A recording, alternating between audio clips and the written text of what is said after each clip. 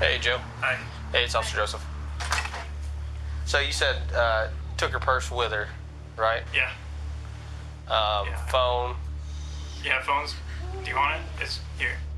Police officers first made contact with Joe Elledge on October 10th, 2019. Joe Elledge said that on October 8th, he'd gone to sleep with Munchie at about 11:30 or so, and that he woke up the next morning and that he noticed that Munchie was gone, vanished. Her phone and her wedding ring were both just left on that table. I can't unlock her phone. It's locked and I don't know the password. At the time that Munchie G disappeared, she was a young married mother. She had a child who was 1 year old. You baby lady. I think it's easy to see that Joe would have been attracted to Munchie for her personality in terms of how caring she was. We all know that she's a very successful young engineer, and she's really good at being a mom, and she had hopes for a brighter future in this marriage in Joseph Elledge. At first blush, Facebook postings, Instagram, you would see what appeared to be a happy family. These young people got married, had a child, and circumstances changed. Then arguments happened. You talk too much. You need to know. You don't listen enough. You need to know when to listen. So there was a total of 14 hours of audio recorded between the couple. Right now what's happening is just more of what I don't want. Communication. Lack of it. He actually discovered that she was involved in an online relationship.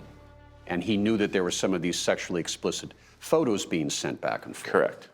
I actually found this earlier. It's like a journal, and it talks about her having like some secret love. I think he's in China right now. Did she ever express an interest in a future with this man, that perhaps she'd move back to China? There were discussions about a future. We checked into whether or not there was maybe any contact with Uber, cab companies. Had she bought an airline ticket? We were looking for any evidence of an electronic footprint. I know she was talking to somebody else on the side, and whatever she's doing, I just hope she's safe. I would have loved nothing more for her to just appear out of nowhere alive so she could take care of her daughter. But I knew that wasn't going to be the case. We have these boots that were found, and then we have 5 juniper needles that are caked into the boots. And these needles, where did they come from? We had 3 needles that came from that tree right there. Who would have ever thought it? DNA from these juniper trees helped solve this crime. I've never heard of anything like this before in my entire career at 48 Hours.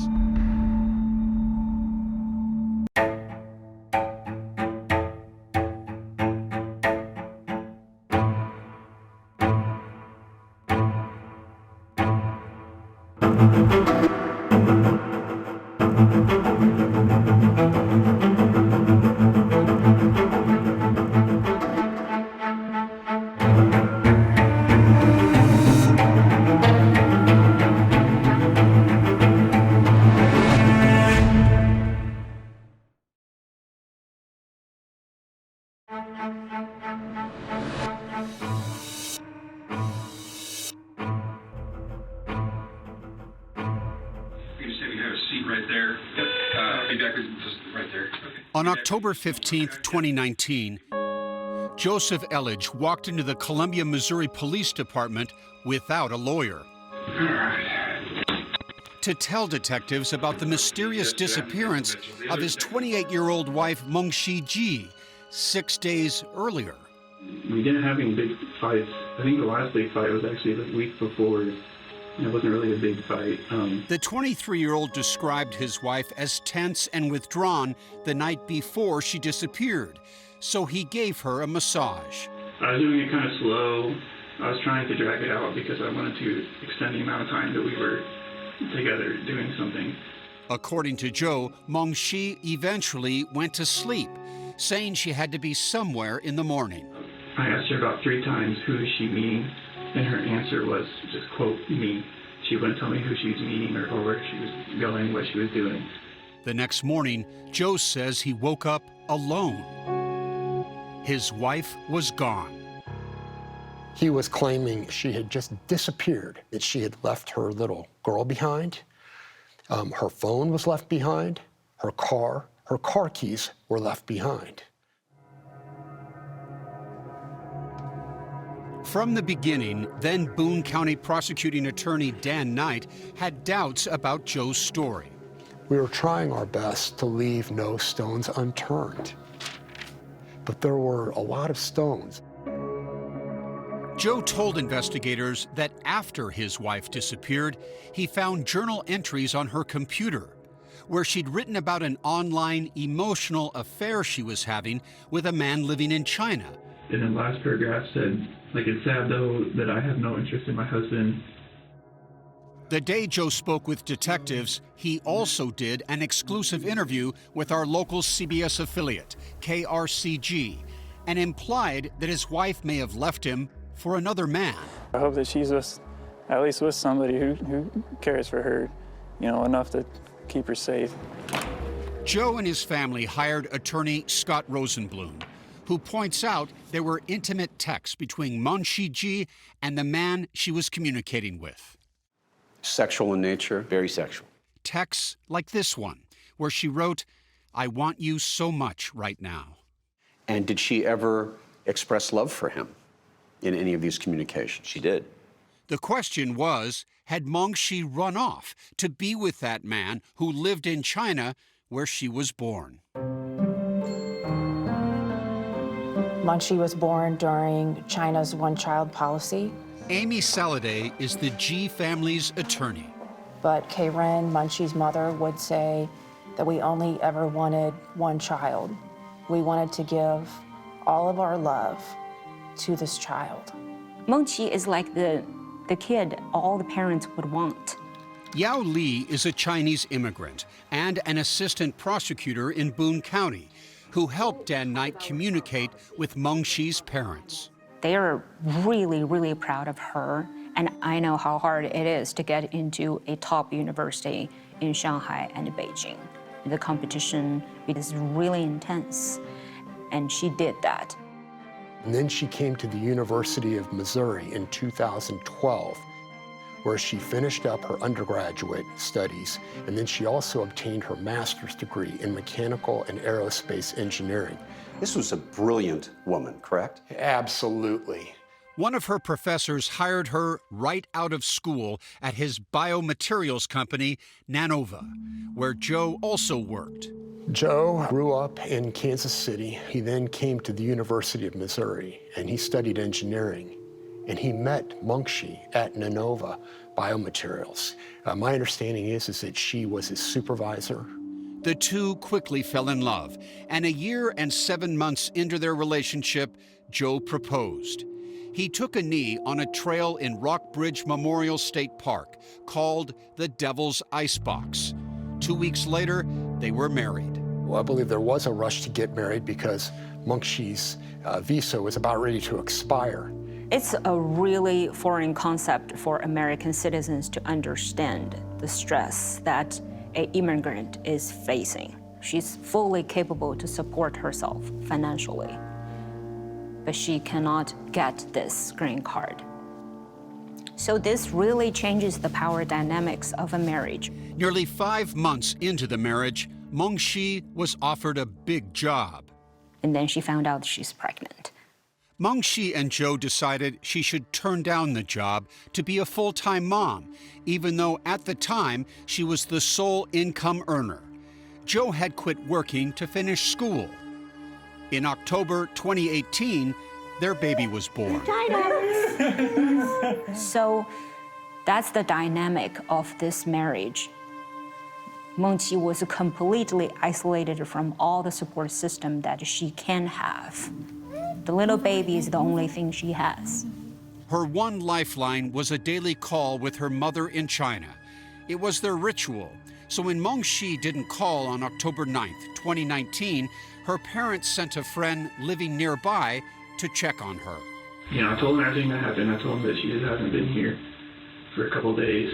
And it was only after that visit, the day after he said his wife vanished, that a seemingly unconcerned Joe Elledge finally called police to report her missing. I need to file a missing persons report. But he didn't call 911. Joe called the non-emergency 311. Do you find that suspicious? Absolutely. Absolutely. It would be natural for him to have reported this immediately. Instead, Joe would tell police that the day he woke up and found his wife missing, he went on 2 long, leisurely drives in her car with their baby in the back seat, looking for new hiking trails. There's just this big area that's all green on the Google Maps. And so I wanted to go and see if there were walking paths back there. Naturally, that raised eyebrows. Did you lock your door when you left the apartment? Yeah. If she comes home, how's she going to get back in? You've got her keys in her car, her phone's in the house. She can't even call anybody. Yeah, I don't know. Detectives and Dan Knight suspected foul play, but there was no physical evidence, no blood, no weapon, no witnesses, no body. There was also no evidence that Meng Shi took off with that man in China. And then also, it became apparent early on that Meng Shi would not have abandoned her child, her 1-year-old daughter. She was a great mother. During his interview with detectives, Joe gave them access to his phone. And on it, they found something stunning. 10 hours of secretly recorded conversations with his wife, like this one. I'd like to discuss our relationship, and I am kind of ready to discuss the end of it as well. Joe told Meng Shi that he wanted to divorce her. I don't like being married to you. I don't like living with you. It's been a terrible relationship. I'm eager to end it. He was asking her whether or not she was going to basically cooperate. And if not, he was going to tell the judge that she had been abusive to him. Should I mention in court that you're abusive to me? Should I ask them to deport you? But that was nothing, says Dan Knight, compared to the nearly 4.5 hours of secretly recorded audio they found on Meng Shi's phone. And what was on those conversations of significance? Unvarnished Joe Elledge. If you keep acting this way, I've told you before, it ain't gonna be pretty.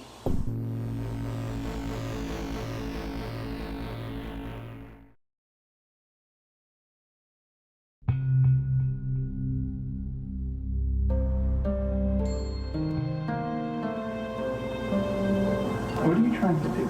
Are you trying to make me go crazy so that you can call the police on me and take my baby away from me?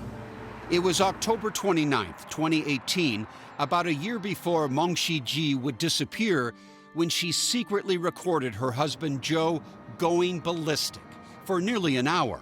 You want me to break? You want me to hurt somebody? It all started weeks earlier, after Meng Shi gave birth and her parents flew in from China to stay with them. It is Chinese custom for grandparents to stay and help for 100 days, a custom that infuriated Joe. I don't want your mom here. Your mom is causing problems. Your mom should leave. What really infuriated Joe was that Meng Shi was standing up to him and saying that she needed her mother. If I don't take care of my own body, my own health, it's not responsible for me or this family. I agree. She's helping me to do that, and I know it. I don't like that woman. I don't think you should either. The tension was just to the breaking point, and there's yelling, there's cussing. And Yao Li says Joe really despised it when Meng Shi and her mother, Kay Ren, spoke Chinese in his presence. That's a stressor for him, because everything that he doesn't understand, he would assume the worst. When Meng Shi's father returned to China, Joe decided to take back control, says Amy Saladay. Munchie's mother was making Chinese dumplings, fantastic dumplings. She's making them for his birthday, and he doesn't like how she's using the cutting board. I called it the cutting board incident. Prosecutor Dan Knight says it's an incident that seems petty, but it led to an explosive argument. Don't do my cutting board like that. I'm telling you, cutting board doesn't like that. He was demanding that his mother-in-law leave the residence immediately and permanently, never to return. Did Mengji's mother stand up to him? Would she stand up to him? And could that have triggered this cutting board incident? Mengji's mother, like Mengji, wanted harmony more than anything else. There was no standing up to Joe. There's gonna be some problems if you try to stand. I'm gonna make it go away. The problem. You can bet your on that. It was a one-way street. It was Joe's way or the highway. You're not the God. You I am ain't the God. I say, Mom, don't stay here. She don't stay here. Mengji pleaded with Joe to let her mother stay. He responded with insults and profanity. What the is the matter with you? Brainless. He told her that she was incapable because she was a woman. You think you're so empowered because of this society. You're still just a woman. It was a calculated effort on his part to gaslight her, to try to brainwash her, to bring her under his control. Joe was also threatening, explaining how he conquers nature, a cryptic comment that Dan Knight believes was a metaphor for wanting to hurt Mengji. You know how I conquer nature? I kill it. I grab its head and break its neck. That's how you conquer nature. Mengji's mother, of course, was in shock. It's just really difficult for her to understand why this young man is so mad and so angry at her, at everything. Mengji felt so helpless that she called Joe's mother, Jean Geringer, who drove 2 hours to try and mediate. I had no choice. I had to call you. I'm sorry. He's gonna come back and just, I don't know, unpredictable things gonna happen. Mengji recorded that meeting as well. I'm not here to choose sides. I'm here to try to be neutral and just give advice. Even in his mom's presence, Joe was not shy about expressing hateful, even violent thoughts about his mother-in-law. Do I just smack her? Do I just beat her down? You wanted to. I have that craving, yes. You can't. I'm not going to, though. Go there. The evidence that we had was that he was making his mother-in-law, Karen, kneel to him and bow to him.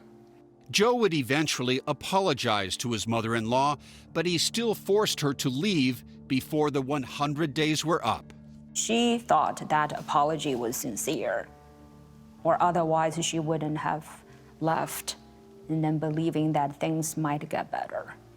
Yao Li translated Mengji's journals for the prosecutor's office and says things didn't get better. But Mengji couldn't walk away. And even she is confused of why I just cannot get out of this relationship. That's her constant question to herself. Dan Knight thinks Mengji felt trapped by her immigration status. In just 5 months, she was set to have another interview where she would be applying to get her permanent green card. A little over 2 weeks after Mengji vanished, the Columbia Police Department announced it was opening a criminal investigation into her disappearance. That same day, police showed up at Joe's apartment. He's with his mother. The detectives at the scene are asking her, "Where's Munchie? Do you know where she is?" Joe was arrested, but not in connection with his wife's disappearance, but on suspicion that he had physically abused their daughter. We have become aware that there was some bruising. So do you know what we're talking about? Yep. This is through Karen, her mother.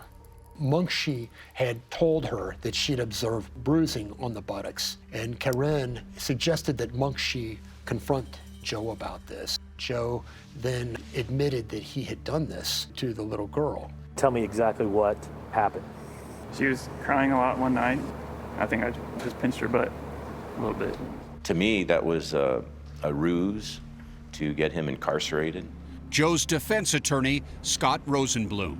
He was a young parent, maybe he made a mistake, but there was no other indication that he was abusive towards his daughter, none whatsoever. Joe was held on a $500,000 bond. His mother took custody of his daughter, and Dan Knight set about proving his theory about what happened to Mengshi. I thought from pretty much the very beginning, this eventually was going to wind up being a murder case. Things just had to develop. So you're telling me that these trees that we are standing among right now helped solve this case? Absolutely. What do you think happened to Mengshi G? Chat now with the 48 Hours team on Facebook and Twitter.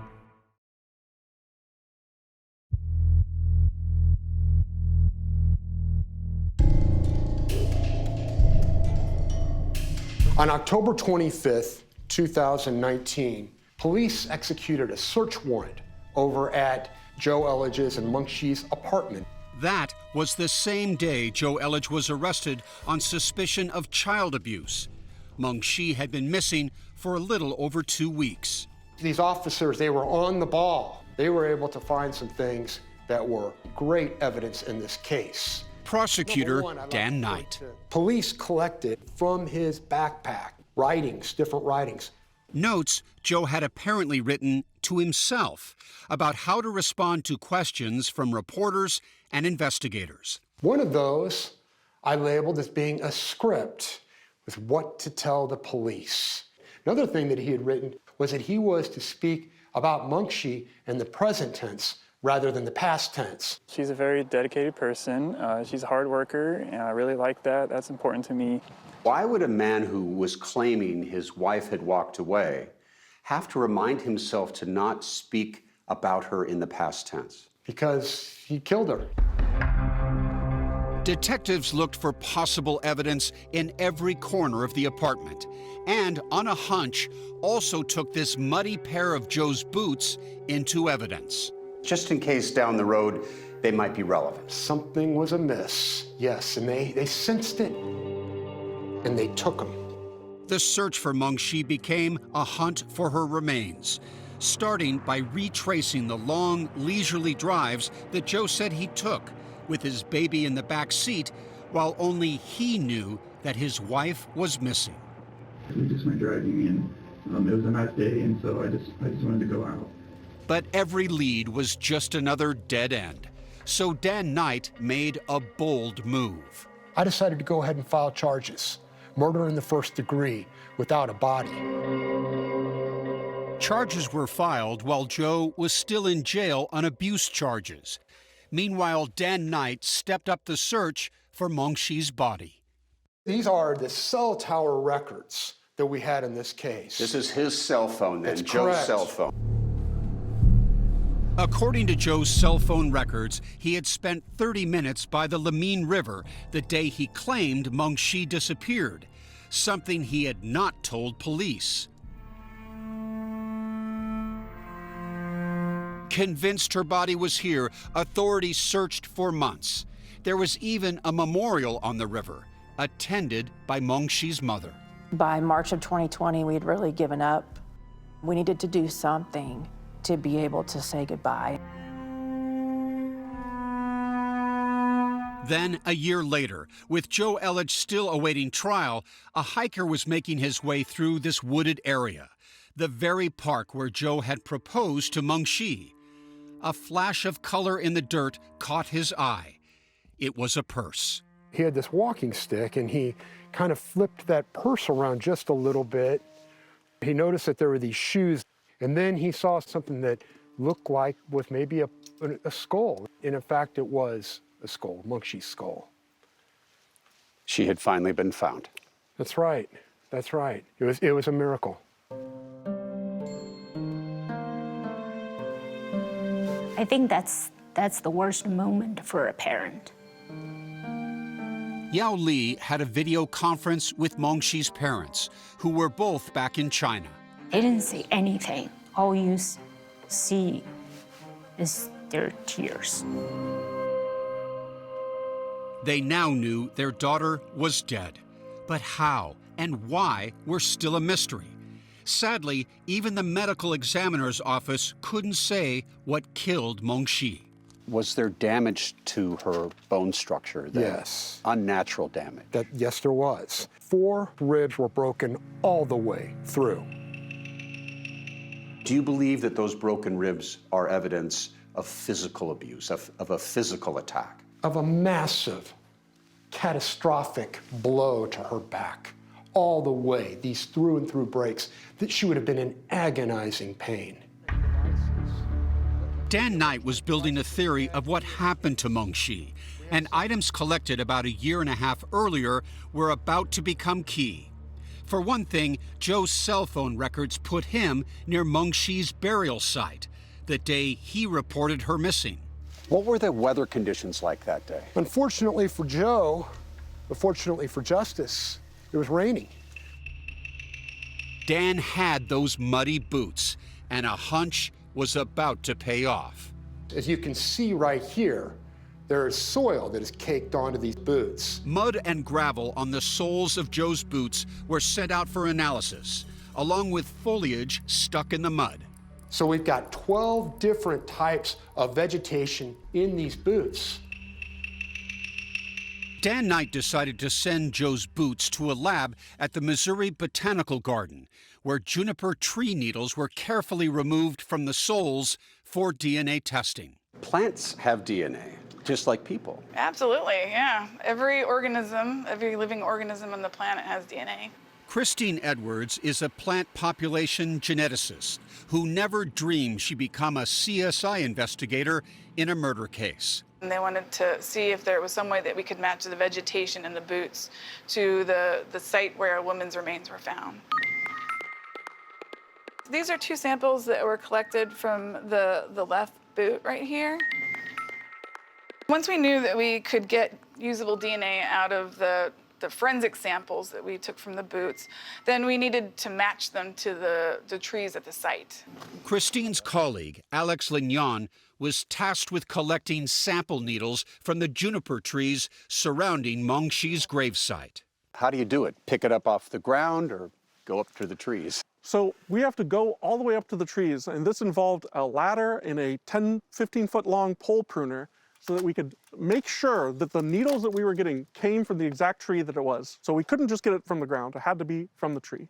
Each sample was stored and numbered, and back at the lab, they were compared to the needles found on Joe's boots. These 2 lines here are the genotype of one of the samples from the boot. And this one is from the tree that is overhanging the gravesite. And as you can see, the lines match up. And that moment for you when you realized you had a match? Yeah, it was really exciting. We got him. He was there. No doubt Absolutely he was there. No doubt in my mind, he was there. Scientifically confirmed. Yes. Just like a fingerprint, just like DNA, blood DNA that is presented in trial, this is just as reliable. Exactly the same technology even. So what you're telling me is these trees that are all around us here played a role in solving a murder? Absolutely, yes. Dan Knight says it's only the second murder case he knows of where tree DNA has been used as evidence. The walls are closing in on Joe, so I expected at trial for there to be another defense besides, oh, Mengshi must have just run off and gone to China. Do you solemnly swear to tell the truth, the whole truth? And Dan Knight was right.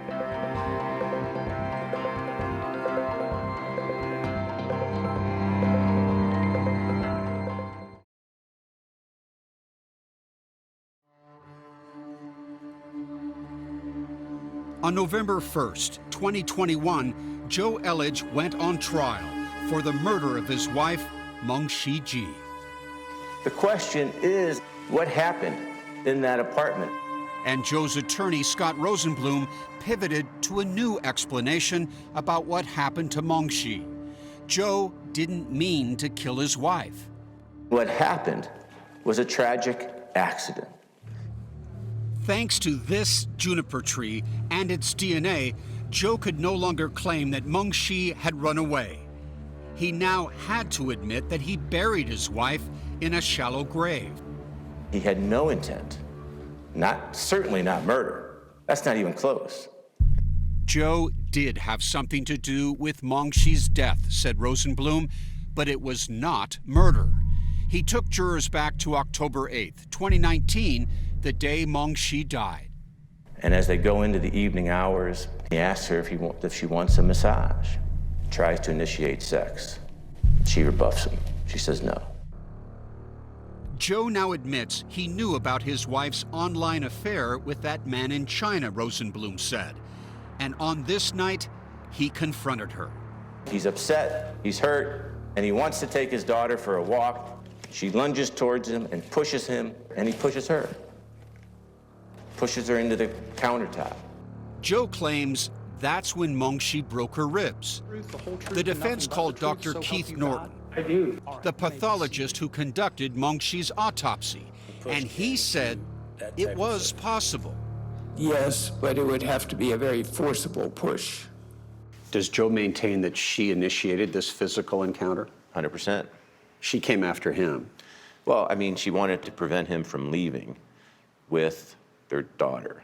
He claimed in his news story that she attacked him. Do you buy any of that? Look at the size difference. Of course not. He's twice as big as her. And again, she lunges at him, and he pushes her away. And she falls this time on her back, and he hears the thud of her head hitting the ground. Joe claims Mengxi was knocked nearly unconscious and then got up and went to bed. In the morning, when the baby started crying, Mengxi didn't wake up. And he's sort of violently shaking her. Are you all right? Are you all right? And it is abundantly clear at that point in time that his wife is dead. Why did Joe lie? He was scared. He made a choice, an erratic, irrational choice. Is that someone who's in a panic state, or is that a killer who's trying to cover up his crime? I believe it was evidence of extreme panic. That story was very clever, but it wasn't what happened.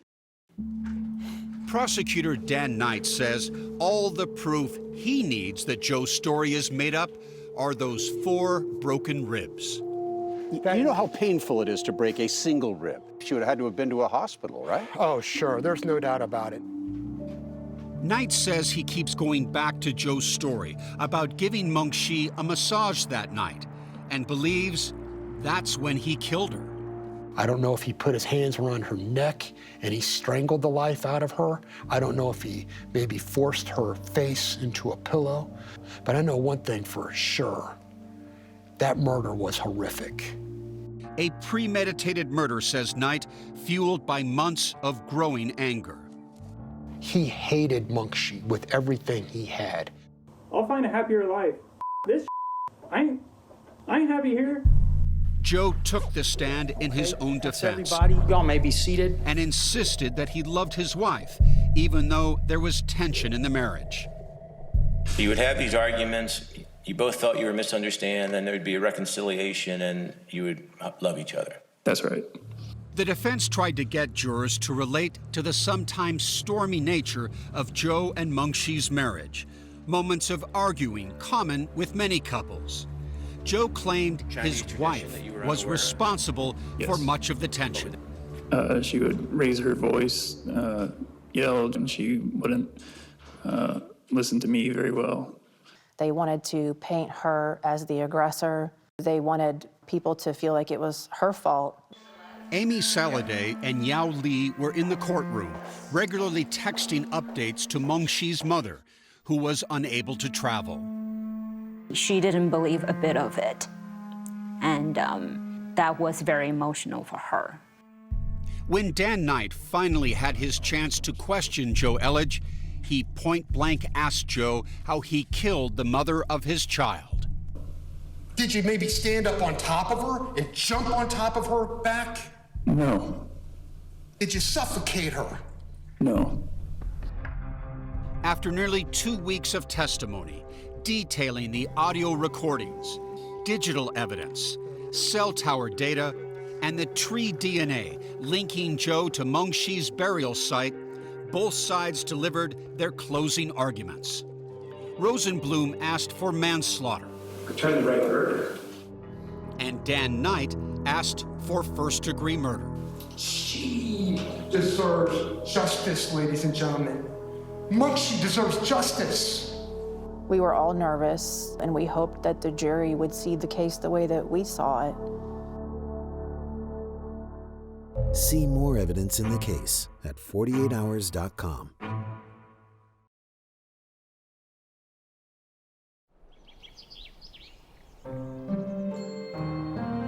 We've all come to know Munchie. And so I think we all felt that connection to her, and we hoped that justice would be served.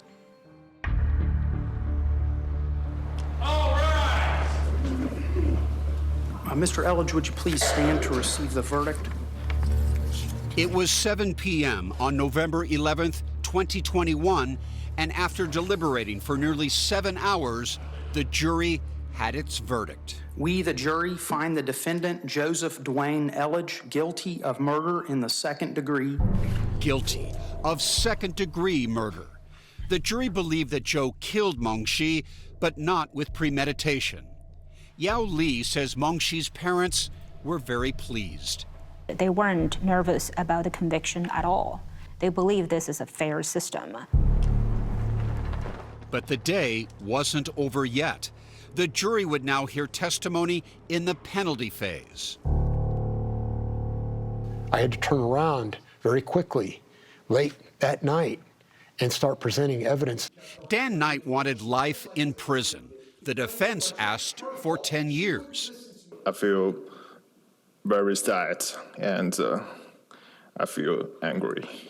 The state called several of Mengshi's friends who spoke about the impact of her death. That hurt us. That make us huge pain and huge sorrow. The defense called only one witness to plead for mercy, Joe's mother, Jean Geringer. It's very disturbing. It's heartbreaking because it's so out of his character. It was midnight when the jury got the case again. A little over an hour later, We, the jury, declare the punishment for a term of 28 years. Dan Knight believes the jury gave Joe 1 year for every year of Mengshi's short life. Yao Li informed Mengshi's parents. I don't think the numbers matter to them. I think the truth matters the most. That's what is frustrating. I don't think they will ever know the whole truth of what actually happened. All they can hope for now is to be able to raise their granddaughter in China, says family attorney Amy Saladay. Her future is undetermined at this point. Mengshi's daughter now lives with Joe's mother, but Mengshi's parents are seeking shared custody of the now 4-year-old. I hope that she can be raised to know her mother's Chinese culture and to know her mother's family. Scott Rosenblum says that while the baby will always know her Chinese grandparents, she is in good hands with Joe's mother. Jean and her husband are great parents.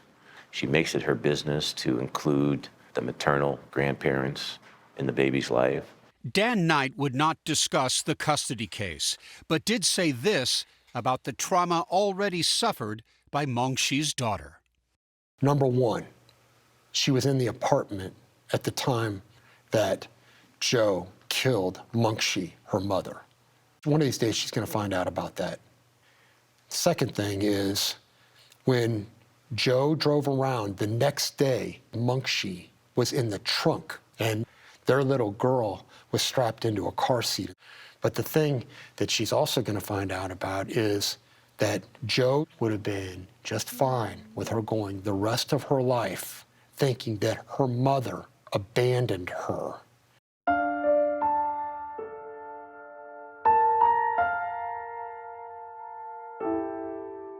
I want her daughter to know that she was a great mother. She was dedicated.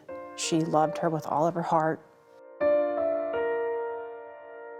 I I want her to be remembered for her smile and how friendly and outgoing she was. Meng Shiji's legacy of accomplishment, dedication, and love lives on in her baby girl and in the hearts of those whose lives she touched.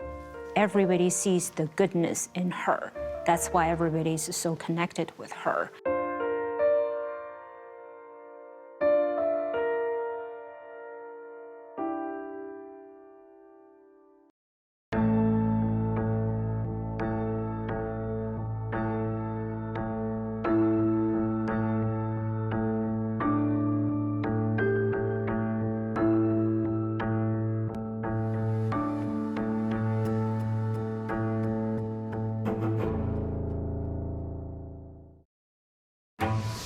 A one-time Texas lawyer with a past. She's like, I just wanted to let you know I seriously considered killing you, but I decided not to. Why did 5 men in her life end up dead?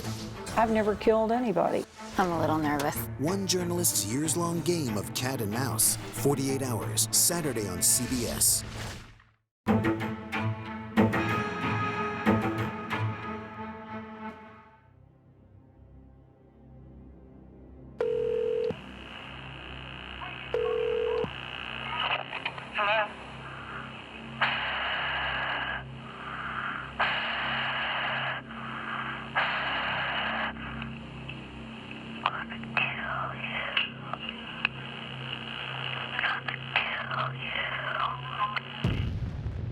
Victims lined up in a courtroom to confront Joseph DeAngelo, the so-called Golden State Killer. My safety was shattered as a masked man, DeAngelo, wielding a knife, told me he would kill me if I didn't do what he demanded. Calling him the devil incarnate and a sick monster.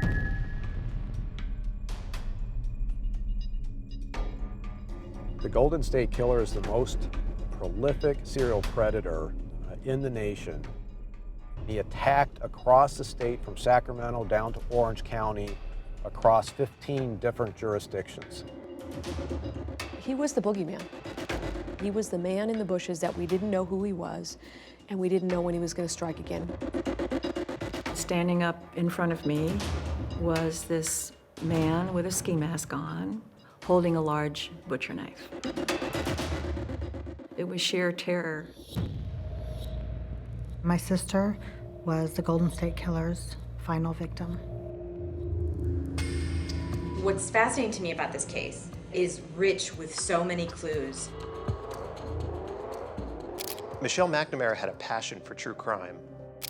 Michelle was hot on the trail of the Golden State Killer. She was writing a book about him.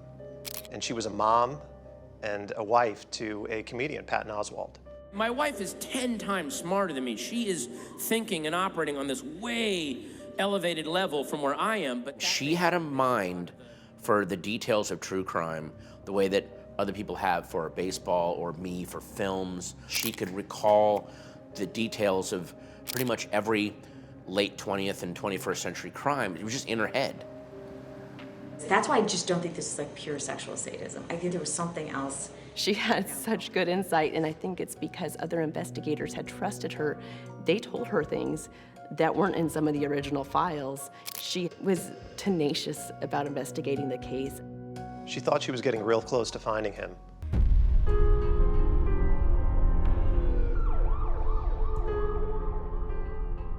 We found the needle in the haystack.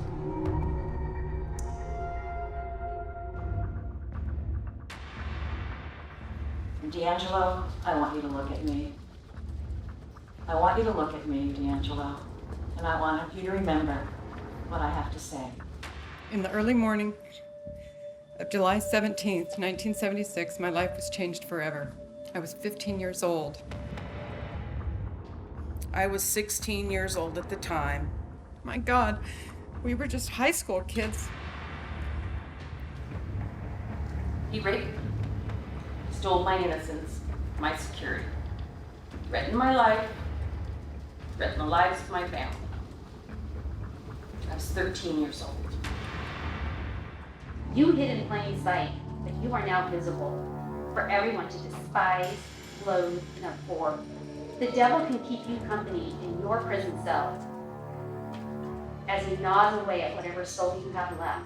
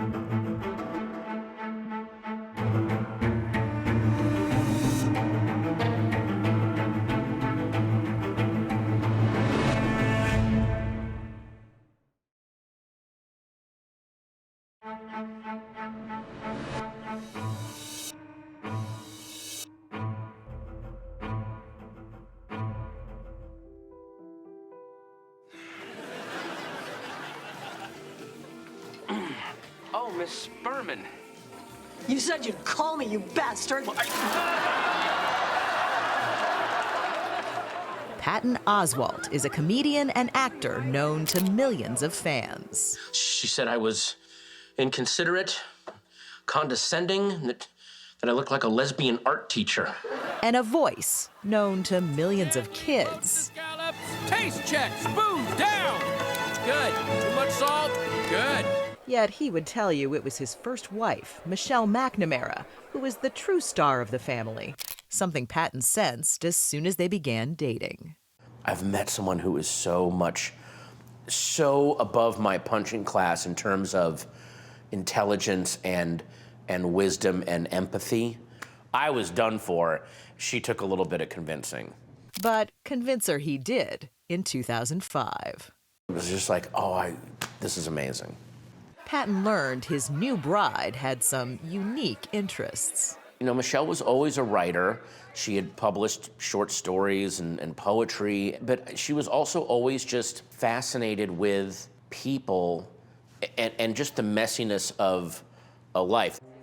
Michelle was captivated by true crime stories, especially cold cases. In 2006, she started the blog True Crime Diary, where she profiled both recent and long-forgotten crimes. When she started that blog, she was just off to the races. The pair welcomed daughter Alice in 2009. But even as motherhood took center stage, Michelle hunted for cases and clues. Once everyone was asleep, she was on that laptop. There is a breed of men and women that are just wired to pursue these people and keep going, when other people would have gone, I gotta go live my life. Soon, Michelle's online quest brought her face to face with one of the worst villains she'd never heard of. When you hear Zodiac Killer, you know what it is. You hear Jack the Ripper, you know what it is. Billy Jensen is a true crime journalist in Southern California. You hear East Area Rapist / Original Night Stalker, nobody knows what that is.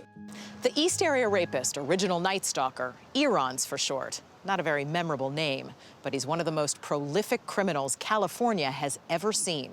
She started looking at the devastation that this guy wrought. You're taunting the police, you're taunting the population, and you're never caught.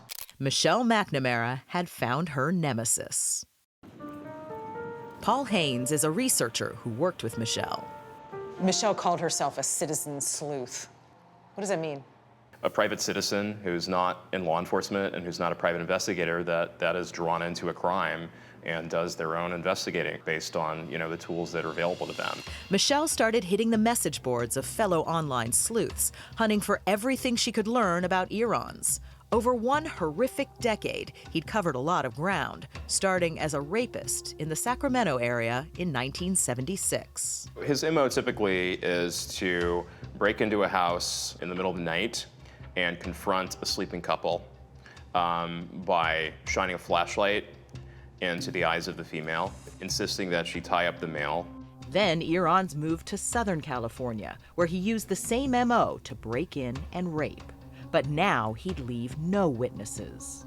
All told, over 50 women were raped and 13 people murdered before the attackers stopped in 1986 and seemingly vanished. And she began working on a feature for Los Angeles Magazine. Michelle wrote an article about Irons in 2013. She had details from bits of information she gleaned online and more explicit details from investigators on the case.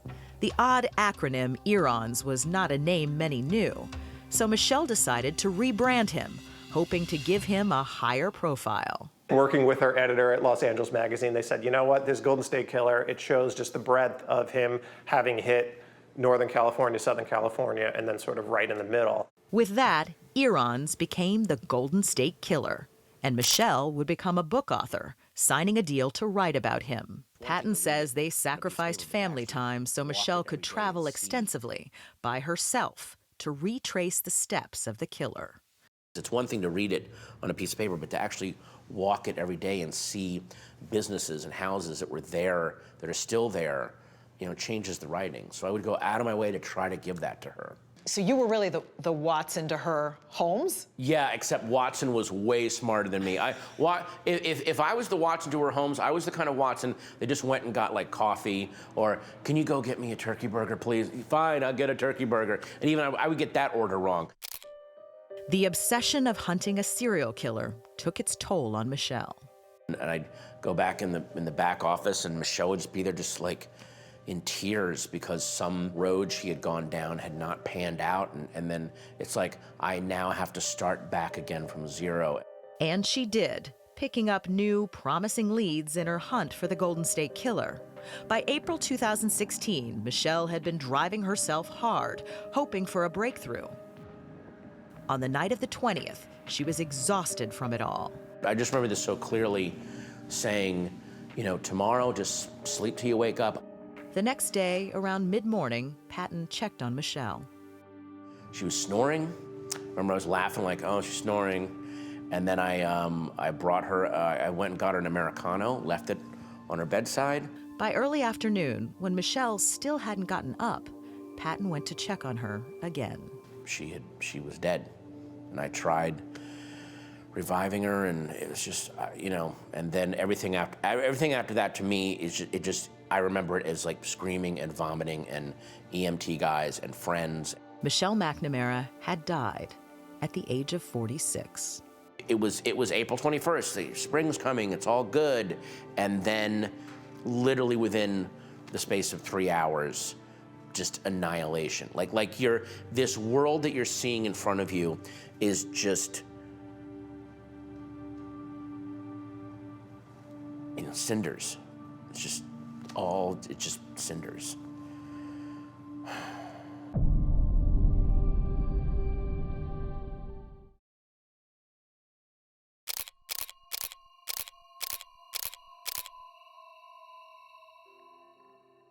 I want to talk to her so badly. I miss her so much, and I'm just sad all the time. When Michelle died so suddenly, her husband, Patton Oswalt, and 7-year-old daughter, Alice, were devastated. So when Oswalt won an Emmy for writing a variety special, just 5 months later, the moment was bittersweet. I'm not trying to say that this is meaningless, but it really does. Everything seems like the lights have been turned down 50% on everything since she's gone. Patton was still waiting for the LA coroner's office to find the cause of Michelle's death, but he'd reached an important decision. Her book needed to be finished. It had so consumed her life, and it was so much a part of her. I thought she was one of the nicest people I had ever had the opportunity to meet. Larry Crompton spent decades with the Contra Costa County Sheriff's Department. Michelle met with him in the hope of tapping into his wealth of knowledge about the monster she was chasing. He would walk through the area just like a normal person, so nobody would notice him. Crompton tells the story of a white man of average height and slim athletic build in his early 20s who stalked his victims before striking, though they never knew it. Would go in the house when the people weren't there and set that house up. And he would leave a window unlocked or a door unlocked so that he could go in. Michelle learned the rapist would also hide tools for his attack. One thing that the rapist would do is leave shoelaces or whatever to tie the people up with. When the rapist returned to attack, he'd come armed with a knife or gun, wearing a ski mask and gloves. He would blindfold the victims And after tying them, he would take a towel and tear it up and use that for a blindfold. Within a year, the rapist crisscrossed Northern California, striking at least 22 times. A few sketches were released based on brief glimpses by eyewitnesses on the street as he got away every time. That knack for avoiding capture haunted Michelle. He struck so often, he hit so many times, it was so frequent. Today, Anne Marie Schubert is the district attorney of Sacramento County. But back in 1976, she was just a local 12-year-old. I have very vivid memories of what he did to this community. Each night, they patrol the neighborhoods of Sacramento County's east side. You have people who are scared. This is a community where they wouldn't lock their doors. Paul Holes was a cold case investigator with the DA's office in Larry Crompton's old county. And now they're having locksmiths come out to install deadbolts. People were going and buying guns. Michelle had flown to meet Holes as well. That first day, we spent probably 6 hours in the car, between, in the car and getting out and looking at the various scenes that I took her to. To catch him, Michelle had to understand him. For the Golden State Killer, it seemed to be about the notoriety. He had complete control over this community, and he thrived off that. He thrived off the media attention. I'm really scared. In fact, he took cues from the press. Initially, he'd only attacked women who were alone. But then... The newspaper mentioned that he had never hit a place with a man in the house. He read that. That was a challenge to him. That was a challenge, and that's when he started with the men. Immediately, the rapist started targeting couples, and he adjusted his MO as he went. After waking the pair, he'd insist the female tie up the male. Then he would bind the female and then reinforce the bindings in the male. He'd lull the couple into thinking he was just there to rob them. He would ask the victims where the money was, where the female's purse was. He would ask the female to accompany him, to show him where it was. As soon as the couple was separated, the rapist would set his true and terrifying plan in motion. He would retie the female in the living room of the house. He would return to the male and stack dishes on the male's back. And he would tell the male, if you move, I'll hear these dishes rattle, and I'll kill everything in the house. Immobilized and emasculated, the man was then forced to lie there, listening to the rape occurring a room away. How a man can deal with that, knowing that he could be the reason for his family to die, and then in his mind, no, but I can't do anything. I have to shut up. I can't save anybody. For him to live with that, very, very, very difficult. The rapist toyed with his victims, often breaking off mid-attack and wandering into the kitchen. He would go in, he would eat food in the house. He would take things that weren't necessarily worth a lot, but they would be worth something to the individuals. When it was over, the rapist slipped out silently, leaving his victims bound and blindfolded, afraid to move for hours. One victim remembers all too well. What, is he going to murder us? Is he going to kill us? What's he going to do to us?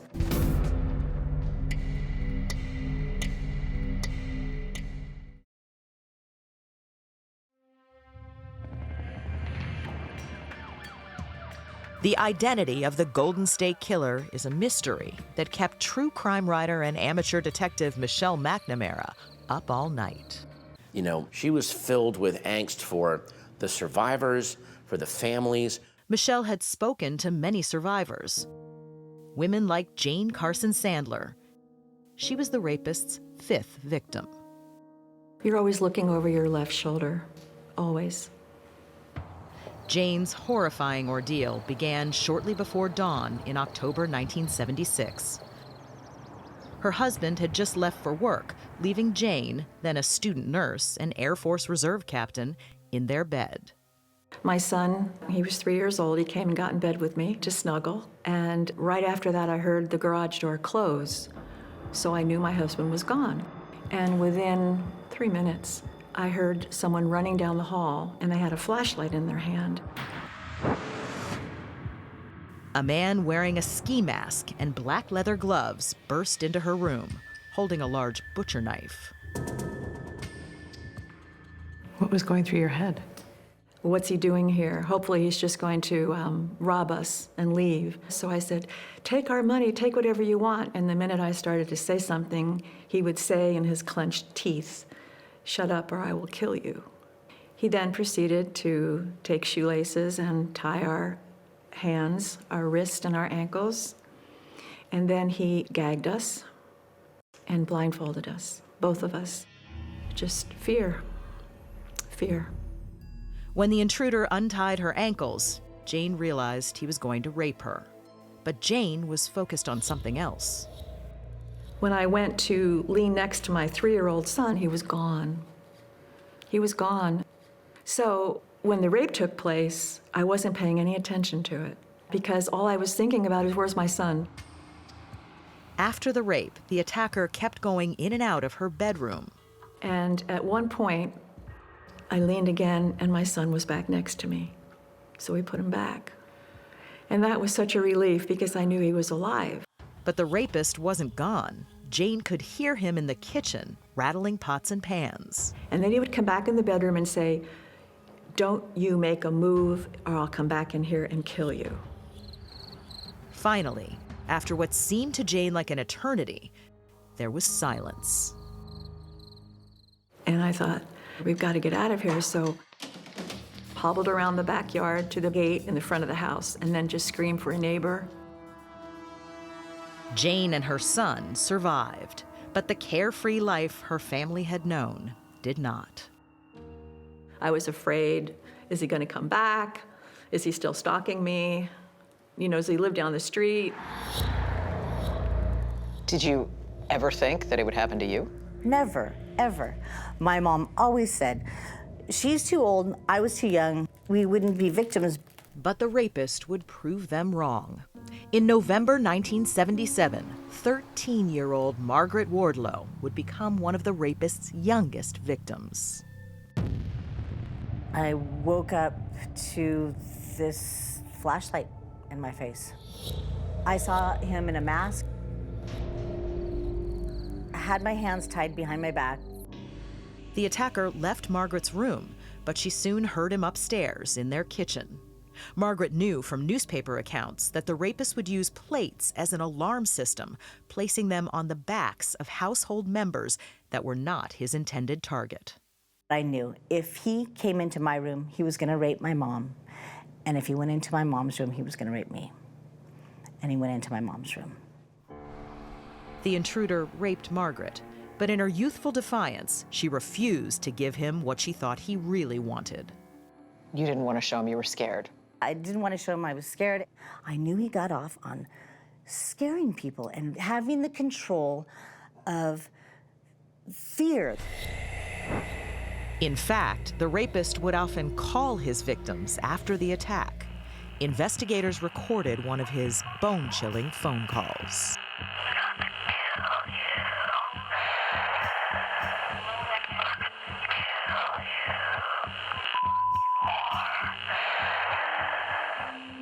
In 1977, investigators held a series of town hall meetings. And in one of those meetings, a man stood up and said that if he ever comes to my house, I'll kill him. That he would protect his wife, protect his family.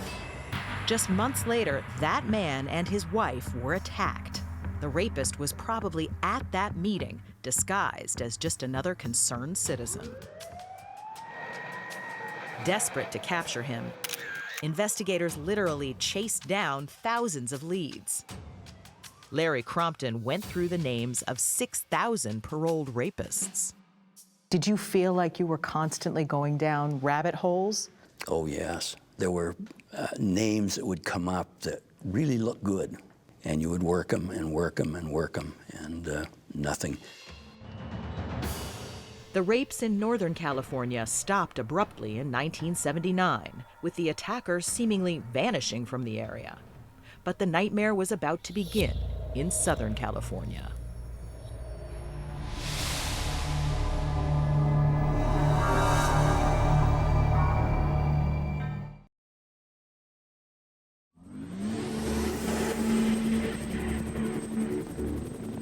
I definitely think there's something about the housing thing that seems very interesting, and there did seem to be a lot of like new houses around where he hit, and a lot of houses for sale. In July 1981, a realtor walked into a home in Santa Barbara County and made a grisly discovery. Inside were the bodies of Sherry Domingo and her boyfriend, Greg Sanchez. Sherry had been bound and bludgeoned. Greg Sanchez had been shot and beaten. I've always had this image in my head of what her last moments were like. The fear, the absolute terror that she had to be going through. Debbie Domingo, Sherry's daughter, was only 15 at the time. To this day, she lives with that painful image and with regrets. And the last thing I said to her was, why don't you just stay out of my life? And I carried a lot of guilt for a long time because of the last things that I said to her. Debbie says their relationship had been turbulent in the weeks before the murders. She and I were fighting just like you wouldn't believe. She was doing her best to be a good mom. She had never really dealt with a headstrong teenager. And you were a headstrong teenager. I was pushing the envelope pretty bad. When her mom tried to lay down some house rules, Debbie decided to run away. She'd been gone for about 3 weeks when she got a call from a neighbor. And she said, Debbie, you need to come home. What were you told at the time about what happened to your mom and Greg? The best answer I ever got was someone broke into the house and killed them. I resigned myself to never, ever knowing what really happened. Debbie Domingo had no way of knowing that her mother and Greg's murders were the latest in a string of unsolved murders across Southern California. Over the span of a year and a half, 3 other couples and a woman were killed in their homes, all in a strikingly similar, brutal fashion. In December 1979, Dr. Robert Offerman and his girlfriend Deborah Manning had been murdered in Goleta. In March 1980, Lyman and Charlene Smith had been found dead in Ventura. 5 months later, Keith and Patrice Harrington had been killed in Dana Point. And in February 1981, Manuela Whithune was found bludgeoned to death in Irvine. So you had a hunch that the Southern California homicides were related to the East Area rapist? Yes. When Larry Crompton, who'd investigated the rapes up north, first heard about the murders, he knew almost immediately it was the same suspect. I had no proof, but we looked at the reports and said it is the same. The victims were treated the same way and tied up the same way. Crompton had always suspected the rapist would escalate to murder. We knew that he wanted to kill. But all he needed was the justification. That came after 2 couples in a row managed to escape during an attack. The assailant would never let that happen again. The next time he murdered, and that's what he did after that. Even though he was sure that Southern California was now under attack by the same suspect, Crompton couldn't convince the different jurisdictions that their murders were all connected. One of the problems we had back then is that law enforcement agencies did not work together, and very little information went from one to the other. Michelle McNamara believed the suspect used this to his advantage, moving from county to county, killing without mercy. This was a crazed, horrible psychopath. He was just obviously very, very angry. The killer seemed to take a 5-year hiatus after 1981, but in May 1986, he resurfaced again in Irvine at another house that was for sale. Everybody always wants to know why, why Janelle? Michelle Cruz's sister, 18-year-old Janelle Cruz, was the killer's youngest and last known murder victim. I got a phone call, and it was one of my girlfriends, and she said, your sister was murdered. Michelle learned that Janelle had asked a male friend to keep her company that night. Maybe she was scared because she felt like maybe somebody was watching her. And he said that they heard noises? They heard noises. She said, well, maybe it's just, a cat outside. And they just went back to talking, and where he ended up having to leave and go home for the night. That noise that she heard that night is probably accurate. He probably was in the side yard. Larry Montgomery was the lead investigator on Janelle's case back in 1986. What state was she in? She had been bludgeoned badly on the face. She was on her back in a position that looked like it's possible she had been tied up. It looked like she'd been sexually assaulted. Montgomery's investigation into the murder was intense. Still, it went nowhere. But in 1996, the advent of DNA technology provided a break in the cold case. They were able to find DNA and discovered that the DNA from Janelle Cruz's case matches the DNA in the Whithune case 5 years earlier. And then they started getting hits on other DNA in Ventura County, Santa Barbara County. A year later, investigator Paul Hole's testing on the Northern California rape kits connected the rapes to each other. But the most important forensic discovery came in 2001, when the murders were finally connected to the rapes, officially confirming what Larry Crompton had long suspected. What was it like for you to get the confirmation that your hunch was right? It settled a lot in my mind, and I really had a feeling that, yes, now they're going to catch him. What followed was a concerted effort among all jurisdictions to bring the violent rapist and killer to justice. He could go right up against almost this house here that... Erica Hutchcraft from the Orange County DA's Sex Crimes Unit worked on the case for over a decade. I thought when I first looked into the cases that it was like something you would study in a criminology course. And it was horrifying, but at the same time, you think, oh, I can make a difference and contribute to the solving of the case. Erica became consumed by this case, just like Michelle. I have never been the same since I started working in these cases. It's like an obsession, so it's overwhelming at times, but it does change your life. And this case has even changed the law in California. Since 2009, largely due to the efforts of Bruce Harrington, the brother of one of the murder victims, all adults arrested or charged with a felony in California must submit a DNA sample for inclusion in the state database. California maintains the third largest DNA database in the world, but investigators got no hits for the Golden State Killer.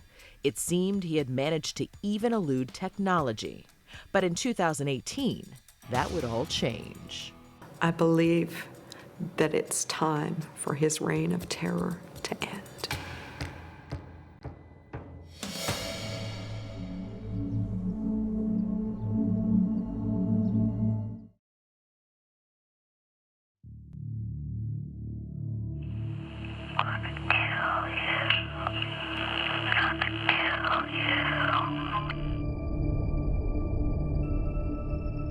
The great tragedy of this case to me is that it's not better known, and frankly, it should be solved. I mean, it just should be.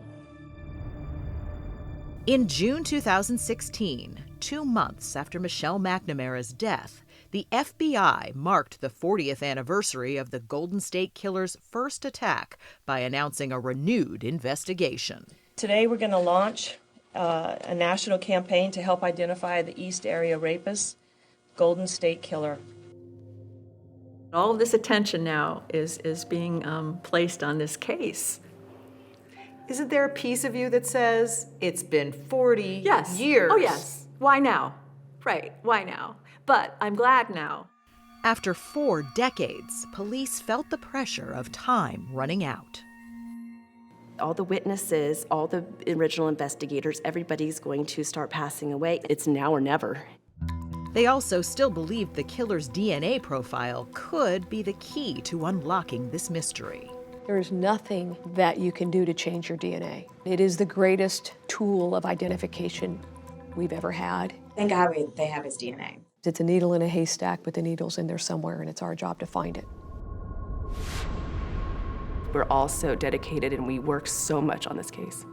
And it becomes your life. Sorry. That's okay. Why do you think it gets to you? Because I care, I care. I don't want to ever stop caring. If you stop caring, then what good are you as a detective or a cop or a human being. 9 months after Michelle McNamara passed away, the Los Angeles County coroner released the cause of her death: a combination of powerful prescription drugs, along with an undiagnosed heart condition. Once she had passed, everything in me was dead, except that was the one spark of like life force left in me, of a moving forward life force, is finish her book. In February 2018, Oswald saw all those years of Michelle's hard work finally come to fruition with the release of her book. Now, I'm optimistic. I know that it sounds crazy to be optimistic, but I am. In your gut, do you think he'll be caught? In my gut, I think he is going to be caught because of what Michelle did and because of what all the cops did before her. I hope. Then, incredibly, in April 2018, almost 2 years to the day after Michelle's death, there was stunning news from Sacramento. Police in California believe they've cracked a 44-year-old serial murder case. The answer has always been in Sacramento. District Attorney Anne Marie Schubert. For over 40 years, countless victims have waited for justice. Joseph James DeAngelo, 72, a cop in the 1970s, was arrested at his home. He'd been fired from the police force in 1979 after he was accused of shoplifting a hammer and dog repellent. Divorced, his ex-wife is a lawyer. He has 3 adult daughters. He was never on any list that I'm aware of. New technology was DeAngelo's downfall. The Golden State Killer's genetic profile had been plugged into the genealogical website gedmatch.com, and it returned a link to genetic material stored there by one of DeAngelo's relatives. We're dealing with distant relatives, and we're literally having to follow trees looking and then find individuals within that pool of people that fit the criteria that we know about the offender, roughly his age, geographic locations at certain points in times, because we know where the offender is when he's attacking, physical aspects. After painstaking work, investigators landed on DeAngelo as a likely suspect, but still needed his DNA to make a positive match. They hit pay dirt after collecting a sample of DeAngelo's DNA from something he'd discarded in public. And at that point, we knew we had our man. And it turns out their man had been hiding in plain sight, living in Citrus Heights, the same city where Jane Carson Sandler was attacked in the 1970s. I'm so glad it's over. I mean, it is such a relief to finally, after all this time, know that he's behind bars and that's where he belongs. He needs to pay for his crimes.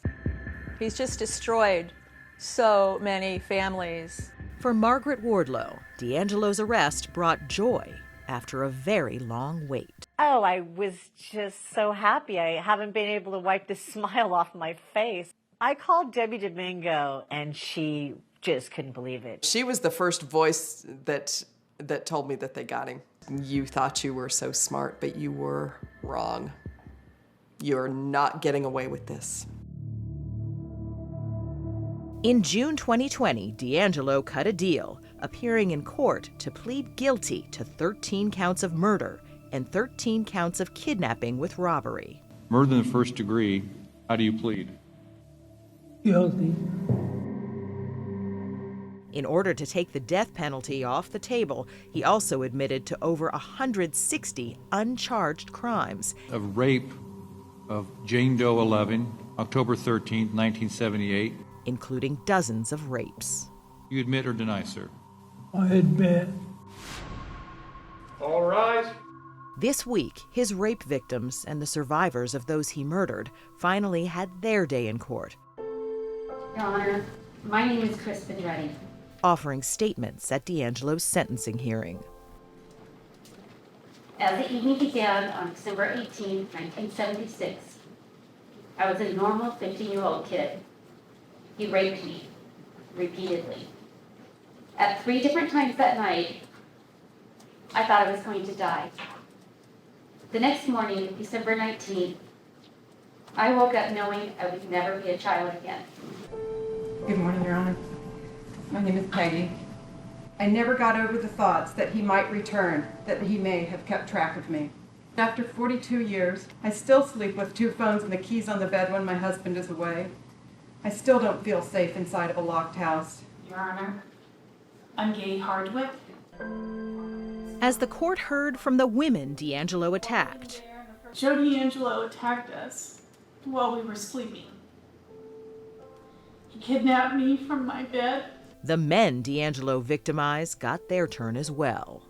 My name is Robert Hardwick. This is my beautiful wife, Gay. Tied me up and got gunpoint. I could do nothing to protect her. And I was a victim because I would have to live for the rest of my life knowing I was homeless to prevent this attack. D'Angelo sat stone-faced throughout the statements.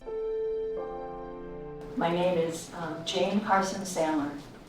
And D'Angelo, I want you to look at me. Deliberately never glancing in the direction of his victims. I may have been one of your victims, D'Angelo, but you know what? Now I'm a survivor thriver. And I've had a great life. I put my fears aside. I finished my nursing degree at Cal State the same year of your attack.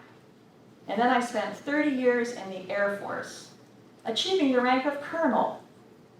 Today, I am in the room with the pathetic excuse of a man who will now finally be held accountable for his actions.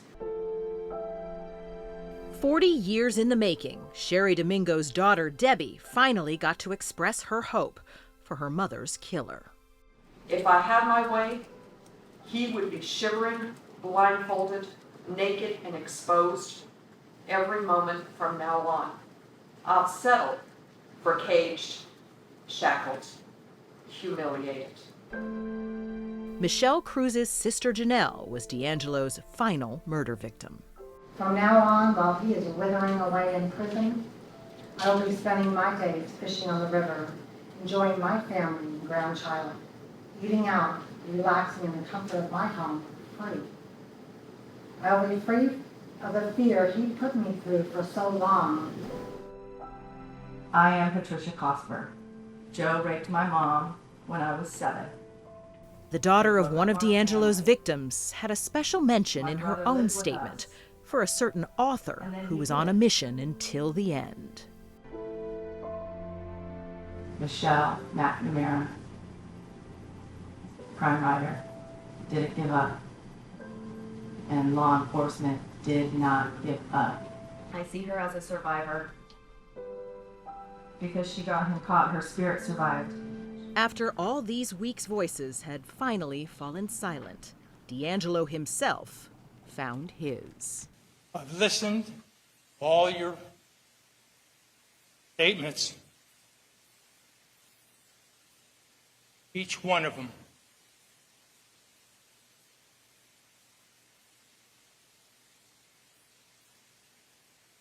And I'm truly sorry to everyone I've heard. Thank you, Your Honor. As the book closes on the Golden State Killer, a new chapter begins for the survivors. And now finally, the end of this trauma is here. Today, right now, I start my new journey. Today, the devil loses and justice wins. Today, I am not just a broken survivor of a cold case murder. Today, I am a victor in the battle between good and evil.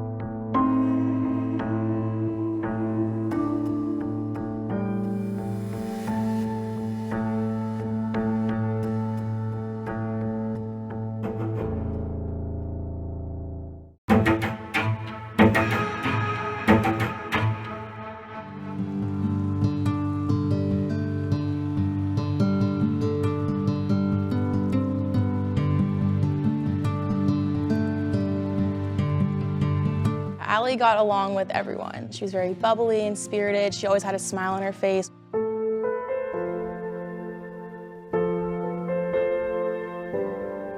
Ally, what are you doing? Taking a picture for Sunsets by Ally. Follow it. She wanted to live the college life in a large university. She really wanted to be involved in a school that had that ranking, good football team. Vaught Hemingway Stadium, Oxford, Mississippi. It is the home opener for the Ole Miss Rebels. It's fair to say she loved Ole Miss. Yes, Ally loved Ole Miss. It was fairly late at night. She was going out to the bar. It wasn't weird for her to go out on her own and meet up with other people at the square where all the bars are. She takes an Uber and she goes home alone.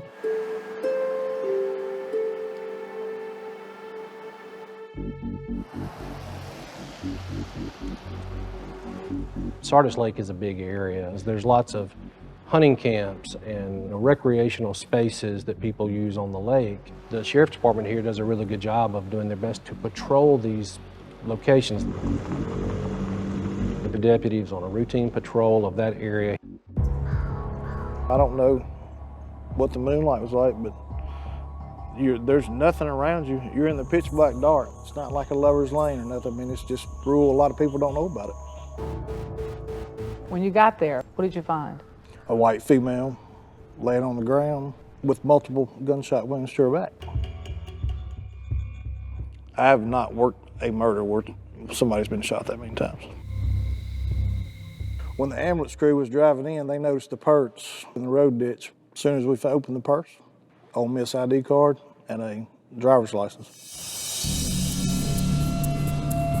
Hey Morgan, this is Micah East at the Lafayette County Sheriff's Department. I'm calling in regards to a friend of yours, Ally Kostial.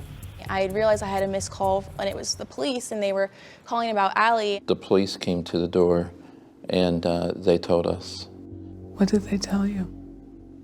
There had been a homicide and that she was the victim. And I still don't believe it. And here we are.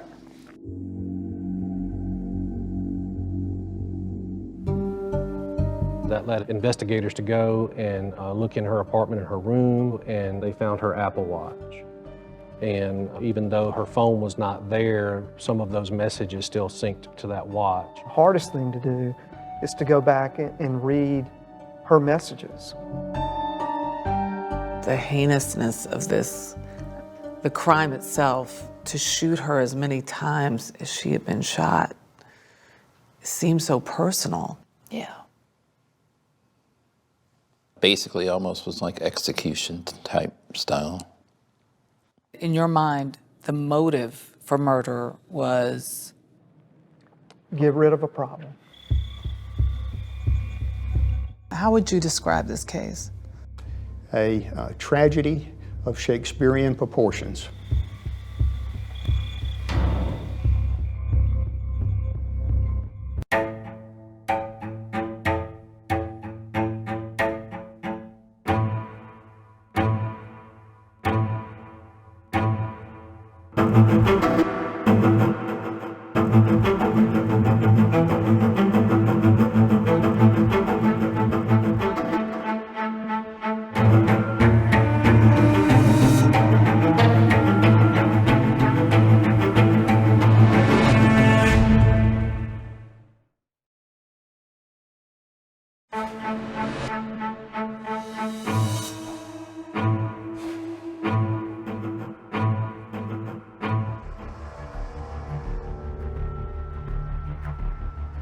It's unclear why a 21-year-old student would be in that area some 30 miles away from campus. Authorities have released limited details on the case, but did say they suspect foul play. Though it's been years since Cindy and Keith Kostial's daughter, Ally, was found murdered on July 20th, 2019, it still doesn't seem real to them. It does seem like she's still away at school. And I still don't believe it. And here we are, still in denial. The Kostials had visited Ally at her apartment a few days before. She wanted us to stay an extra day. She was having so much fun. She wanted me to cook her home-cooked meals. We went shopping. She loves a beach theme, so we just bought a bunch of new decor, you know. Cindy and Keith had returned home to St. Louis when Cindy spoke with Ally on the phone just hours before she died. It was like 7 o'clock at night. She had just woken up from a nap because she had a test, actually, on that day. I said, what are you gonna do tonight? She said, I'm gonna go out with some friends. 24 hours later, Lafayette County Sheriff's Department investigator Jared Bundren was hoping clues from Ally's Apple Watch might lead to the first break in the case. We just started from there. What was she like to you? She was like my sister. Like so many who knew and loved Ally, Maddie Norris, one of her best friends in high school, was trying to make sense of what had happened. I just was like in shock. The two were inseparable. It was like if Ally was there, Maddie was there. I love you too. She was like my other half. We had like a bunch of adventures together. Girl things, watching chick flicks, watching Legally Blonde. Driving in her convertible. When it came time to go prom dress shopping, she just tried on this red dress. And she called her mom and was like, Mom, I have to get this dress. Did she have a boyfriend in high school? She had boys she had like crushes on, but nothing ever serious. She didn't find a date for prom. And so I asked her to be my prom date. After graduation, Ally was thrilled to be heading to a college steeped in tradition, history, and football, the University of Mississippi. She liked the preppy life, very like girly, like pearls. Ally arrived in the fall of 2016, but the marketing business major may have had something more on her mind.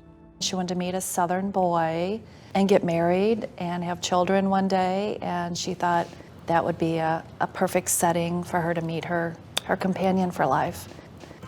By junior year, we were thick as thieves, like best friends. Morgan Hull went to college with Ally. She's always like rearranging and redecorating her room too, which is always so funny to find little Ally like moving all the furniture around by herself. We were both from St. Louis. Elizabeth Brock met Ally at a campus party and became fast friends. So then we're like, oh my God, how did we like not meet until now? Elizabeth says Ally was fascinated by sunsets. She had a sunset Instagram account where she'd post pictures that she took of sunsets. As for dating at college, Cindy recalled Ally saying she'd met someone her freshman year. She said, I met this boy, he's from Texas. She, for whatever reason, loves the state of Texas. And she was real excited to invite him to a sorority dance. That's the boy she really liked. What did she first say about him? That she found a guy that was cute, that she was starting to like, had a crush on. That crush would turn out to be fellow student Brandon Thiesfeld from Fort Worth. Was she really excited about him? Yes, like head over heels. I think she took him to most of her date parties that her sorority had. So when Maddie went down to Oxford to visit, she was looking forward to meeting the new man in Ally's life. Unfortunately, I never met him. Things did not go as planned. You never met him? Mm-mm. Because he never came around? Never came around. How did she feel about that? I mean, it hurt her. You have like your best friend from high school coming down to visit you and your crush is MIA. Maddie was concerned that there was something about her friend's relationship that wasn't quite right.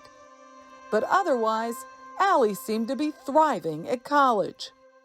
She loved it. She could not get enough of it.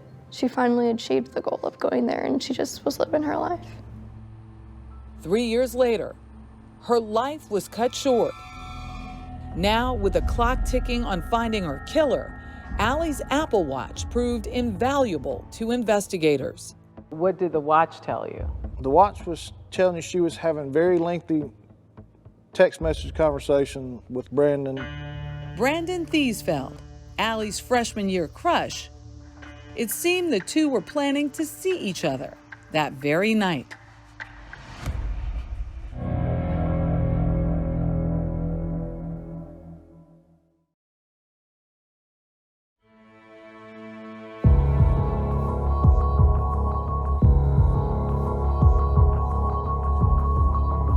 When investigators discovered that Ally's last text messages were with Brandon Thiesfeld, they wanted to talk to him, and soon.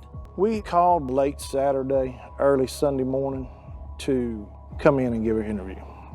Investigators also tried tracking Ally's phone on Saturday, but it only pinged once in Oxford before the signal died. Thiesfeld responded, but made excuses about why he couldn't meet all weekend. Finally, he said that he would be there at 8:30 Monday morning. And 8:30 Monday morning came? No Brandon.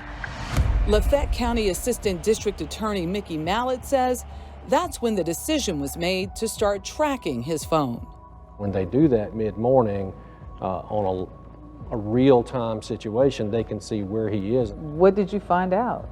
That he was on Interstate 55 headed north toward Memphis.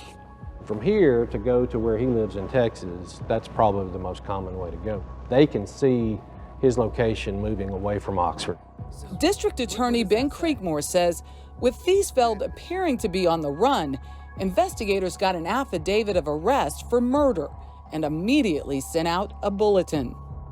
When we saw that his truck was leaving Oxford, there was a bolo for his tag. A bolo? Be on the lookout. It didn't take long for the Memphis Fugitive Task Force to spot Thiesfeld. About an hour and a half, 2 hours later, they caught him at the gas station. Bundren says Thiesfeld was sitting at the pumps in his pickup truck, which had easy-to-spot license plates. The tag on the plates? It says, "Take it." Hard to miss. Very hard to miss. A dash cam captured Thiesfeld being taken into custody. Police immediately alerted investigators in Mississippi about what they found in the truck and on his clothing. He had a .40 caliber gun, consistent with the caliber of the shell casings that were found on the scene, and he had blood on him. Bundren headed north to pick him up. He was calm, read him his rights. He invoked his rights, wanted his attorney. He was picked up in Tennessee. We asked him if he would sign a waiver of extradition and come back to Mississippi, and he signed it. We brought him back. With Thiesfeld in custody, investigators began retracing his steps the weekend of Ally's murder. They learned that he had been popping up all over Oxford, starting on Saturday. He stayed with some friends. They said it was very casual. They went bowling, normal stuff. But there was nothing normal about what he brought to a friend's house on Sunday. Said he came in to his house carrying a gun and unloaded the gun in the house. He brought in a 6-pack of beer and said that they set up for a while. When he got up the next morning, he was gone. While Thiesfeld wasn't talking to investigators, he would eventually talk to an attorney, Tony Faris, hired by his family. He had a life full of promise, received lots of love in a good Christian family. Faris learned Thiesfeld was a doctor's son. He seemed to have enjoyed a typical Texas childhood. He liked outdoors, hunting, fishing. He was a soccer player. He had never been in a fight in school, no history of violence. It wasn't long after arriving in Oxford that Thiesfeld met Ally. He met her at a local bar. They dated casually during their freshman year. I think she was more enthralled with Brandon than Brandon was with her, quite candidly. According to Faris, their relationship became complicated when they were sophomores. Did he actually block her from his phone? Yes. She had texted him so much late at night when she's out drinking and partying, and it got to the point where he did block her phone, yes. But something shifted by their junior year, and the two got back in touch. I think she saw this as a mutual romantic endeavor, and Brandon did not see it that way. Which would explain one thing. So when did you first meet him? I never met him. Ally's closest friends didn't know Thiesfeld at all. Morgan says she'd only met him one time. It's so odd that we were her best friends and we still really didn't even know him that well. Like when this happened, we didn't even know his last name. But in August of 2019, Thiesfeld's name was front page news. That's when the case was presented to a grand jury. The evidence included pictures of the gun and shell casings. And this letter investigators recovered during a search of his apartment, apparently written by Thiesfeld the weekend Ally was found dead. Prosecutors say it's a confession.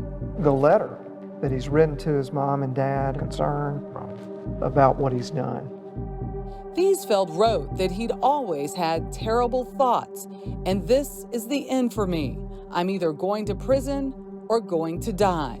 He also wrote, I know I'm going to get caught. He confessed.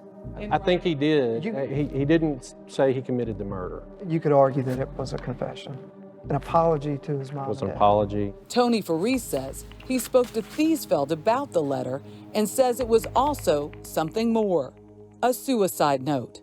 He writes a goodbye note to his family, tells them that he loves them, apologizes for what he's done.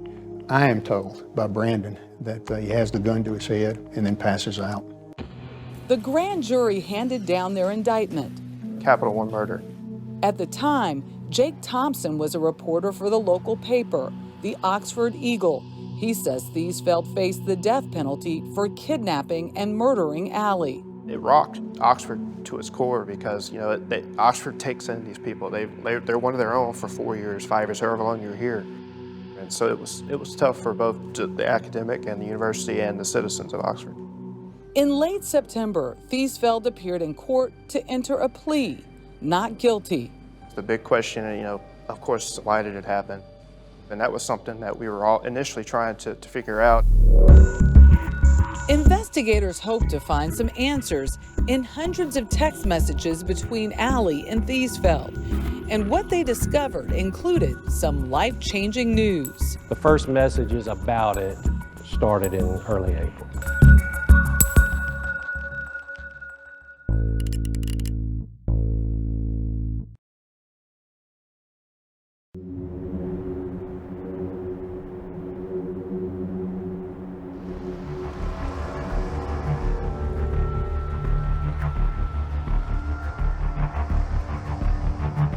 We're stuck. Can't move forward. Days are just rough. When you think about her not being here, that makes you feel what? Sad and like broken. Back up. As Ally's friends and family waited for Brandon Thiesfeld to go to trial for her murder, prosecutors were building their case. All right. They were hoping text messages between the two could provide insight about what may have led to her death. We know more about what he may have been thinking, and we know more about what she may have been thinking. What was the relationship between these two? Well, that might be different depending on who you ask. I think it would be fair to say that she looked at it with a more serious eye over the entirety of their relationship. Thiesfeld's defense attorney, Tony Faris.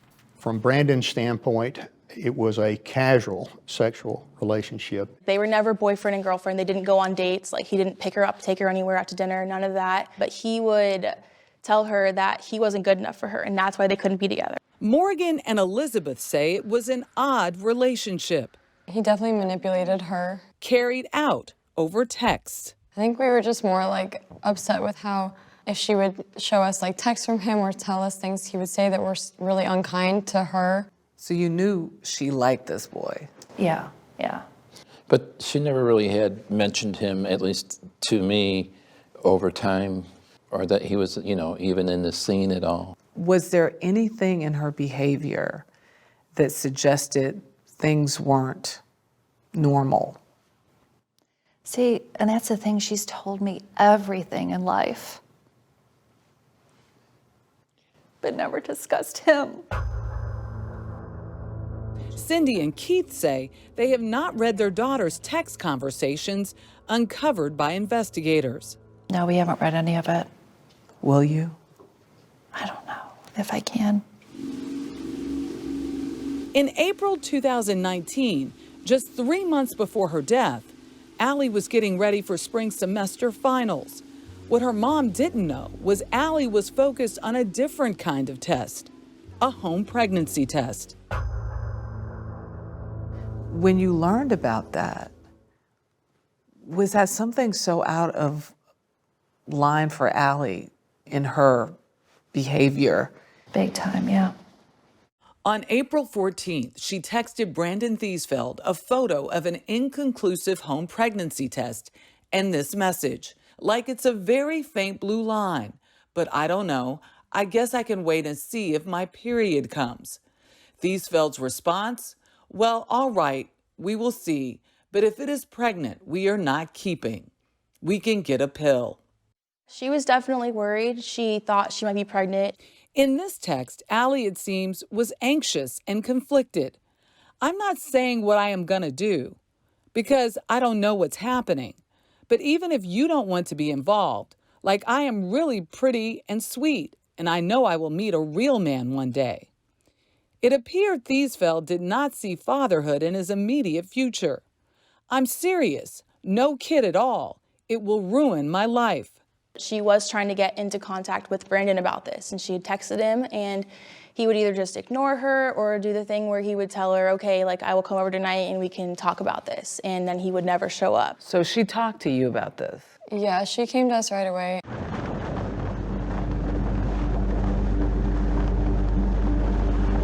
Investigators would later learn after Brandon Thiesfeld received news about that pregnancy test, he had been searching the internet for mother wants kid, father does not. Yes, he did suggest an abortion initially. There was talk about that. He regrets that, but that did occur. That's memorialized in the text messages. So in your mind, if she was pregnant, she would have had the baby? She would have given it the world, honestly. Ally, despite the ambiguous test result, would text Thiesfeld day and night. Many of her messages are long, revealing, and troubling, says forensic psychologist Chris Mohandi. He was not involved in the case. We asked him to read some of the text messages. These lengthy, pretty much one-sided conversations that were initiated by Ally, with very little in return from Brandon, make this a very lopsided investment into this relationship. This exchange begins on Monday, April 15th, 2019, at 12:57 a.m., with Ally writing, I lived it up this weekend and was drunk 24/7. I did that so my body might decide, no, not today. Then at 2:37 a.m., she texts, I thought about it. If you want to talk to me in person, that would be better. Thiesfeld responds, almost 9 hours later, I can talk tomorrow. I'm busy today. I'm still going to have the decision of the pill.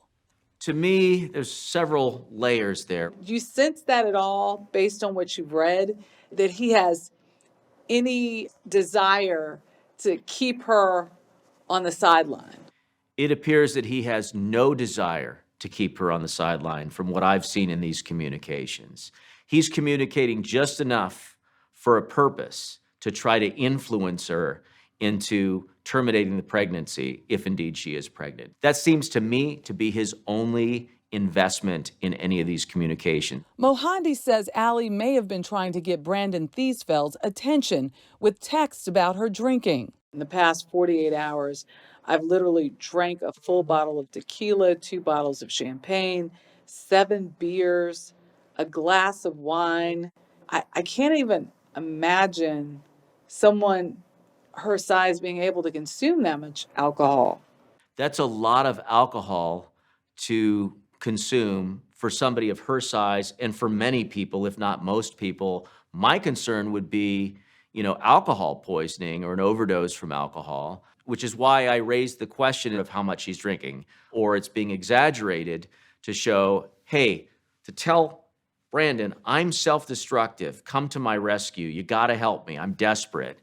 Do you believe Brendan believed she was pregnant? I know that Ally claimed to have been pregnant.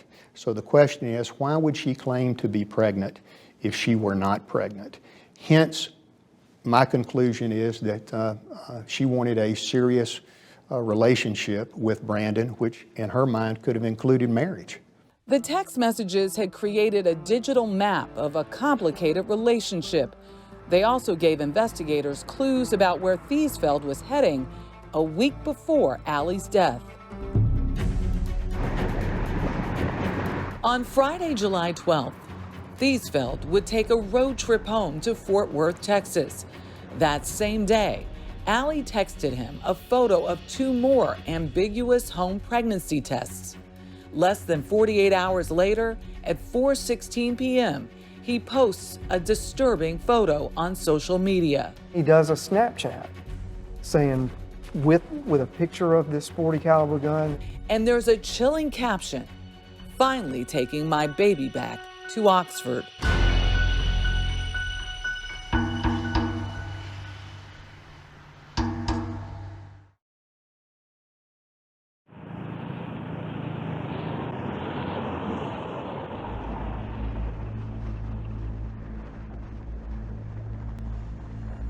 By the time Brandon Thiesfeld drove back from Texas to Mississippi, he'd left a digital footprint, and prosecutors say it revealed a deeply disturbing web search history. He is doing some computer searches on how to get away with crimes, how to conceal crimes, planning preparation type stuff, how to tie people up, how to lure them in. He did a search on Ted Bundy's. For Ally's friend Morgan, it was an eerie reminder. A few months before this happened, Ally and I watched the Ted Bundy movie together. Extremely wicked, shockingly evil, vile. And we just sat in her bed and we ate popcorn and snacks and we were like, this is so messed up. And then months later, this happens to Ally.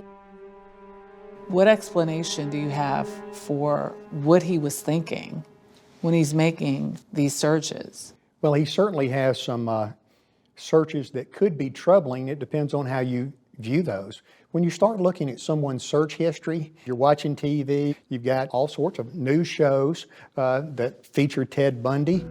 Attorney Tony Faree says the search history doesn't prove Thiesfeld had been planning to shoot Ally. He says there's an innocent explanation for why his client brought that pistol back to Mississippi. That's not outlandish. That in our part of the country, in Mississippi, in Texas, people shoot. We've got shooting ranges here in Oxford, so we deny that it was brought back for the sole purpose of killing Ally.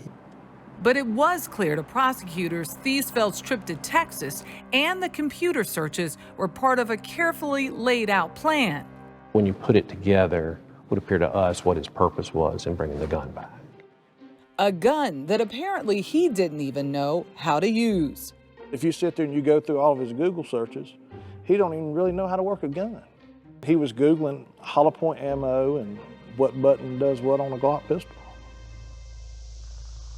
On Thursday, July 18th, shortly before 2 in the morning, Ally texts Thiesfeld a photo of her stomach.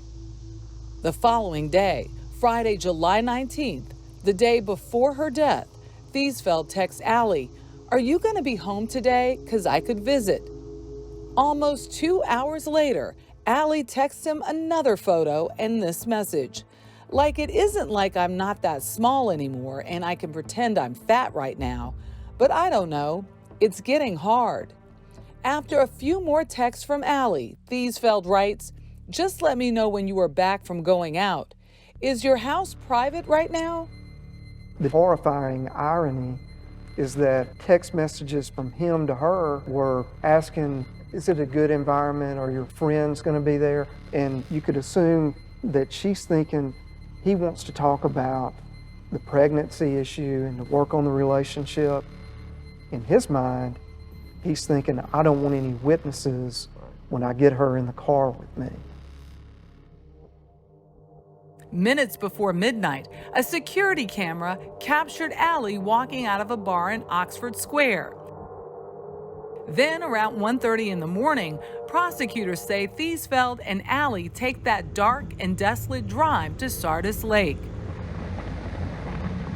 Once you turn off that paved road onto the dirt road and then another 10 minutes to get to here, there's no one out here. I mean, this is an abandoned fish camp. Yes, ma'am. Assistant District Attorney Mickey Mallett and investigator Jared Bundren took us to the place where it happened, where there's now a makeshift memorial. I mean, I can only imagine what was going through her head. Wasn't she alarmed? Wasn't she concerned? You know, in her mind, she may not have had a reason before that to be in the same kind of fear. We'll never know, but I think she was just so blinded by her desperation to talk about what to do in their relationship. Investigators found cans of White Claw hard seltzer on the picnic table. 11 shell casings were discovered on the ground. What did ballistics tell you? Ballistics told me he was sitting either across from her or on that side of the table. He fired one shot. There was one shell casing here, and the other 10 were in that area coming around the table. They was not all in one spot. It started coming all the way around. He circled her. Yes. And with every move? He was firing. I mean, even one round hit the table right there. And he just left her here. Left her here.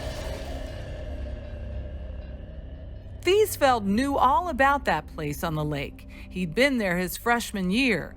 His attorney told us what Thiesfeld says happened that night. He had been drinking all that day. She had been drinking. They're listening to music. They start talking. Brandon has some cocaine. He goes to the truck, does a little cocaine inside of the truck, goes back to the picnic table. Thiesfeld, he says, goes back to his truck again, grabs his pistol, and fires a shot across the lake. She states, "Oh, you're crazy." You sit there and talk. Then he shoots her. Remember, Ally was shot at least 9 times. Why? It just came out of nowhere? I'm not sure out of nowhere. Brandon denies that it was planned when he took her out there. I don't think Brandon would have been in this situation but for his choice of consuming alcohol and then using cocaine. So you're saying in that moment, under the influence of alcohol and cocaine, he snapped? That's what I'm saying. It was out of rage, out of rage. And rage for what? Maybe he thought he was going to be a father and he wanted to end it his own way.